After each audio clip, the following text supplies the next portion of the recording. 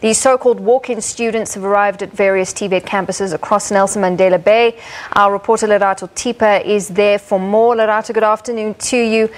We've been seeing scores of students descend upon campuses of institutions of higher learning across the country, all in the hope that they'll be able to walk in, to register, start their studies.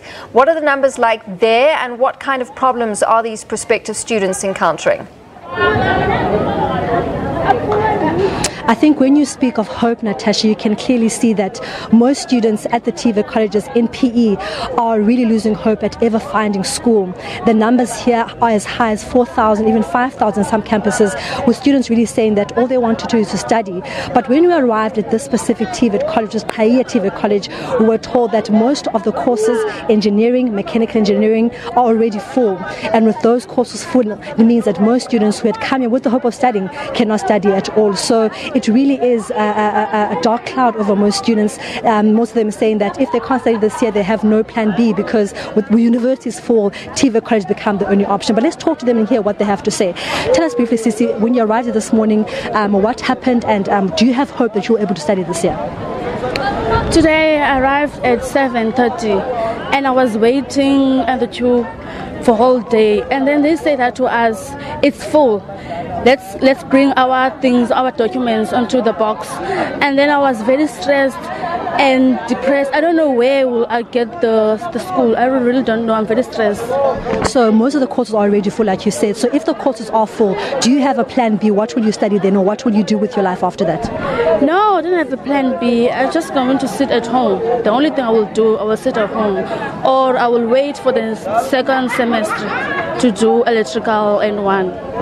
And since you also have the same problem, you arrived here early this morning. You have been here since 7 o'clock waiting in queues for a long time. The sun is scorching hot. What is your case and what's happening with your application? Sisi apha sifike ngo-7 o'clock. Ixesha besilibekelwe ngo-8 uba sizobhala i-test. Sanikwa ezi numbers. Ezi numbers kuthiwe sizongena ngazo eholweni kuqalwe ngabantu bebekhona Friday. And yet into yalapha i-process yalapha like iphuwa indlela ekwenziwa ngayo apha. Into yokuqala esiyibonileyo, uqala kwethu nje ufika khona abantu besibanika uba basincede, and yet abo bantu ngaba futhi kwabona siphinde sababona like besebeyekile uthatha abantu elinandi bebelithatha like bethathwa u-40 yabo. So ke ngoku into eyenzekayo, we've been standing here queuing a line yabo, so akho into iyenzekayo, akho progress.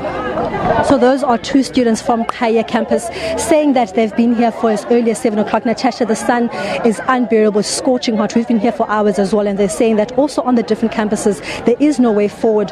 Last week we spoke to the principal of the PE college, and he was saying that the numbers that are coming in from outside who are students looking for TVET colleges are way too high, and he really was appealing to government, saying that if government can provide more funding, that they can take more students. So funding also a key issue addressed by principals from various TVET colleges, saying that if they could get more funding, they can get more students. But without funding, they have to send many students back home, and we have to go back to their homes, and like they were saying, stay at home for the whole year with nothing to do. But for now, let's close back to you in studio. All right, Lerato, thanks so much for that. Our Lerato Thipa live from Nelson Mandela Bay, monitoring the situation there, where again students have descended upon campuses to try and walk in and register.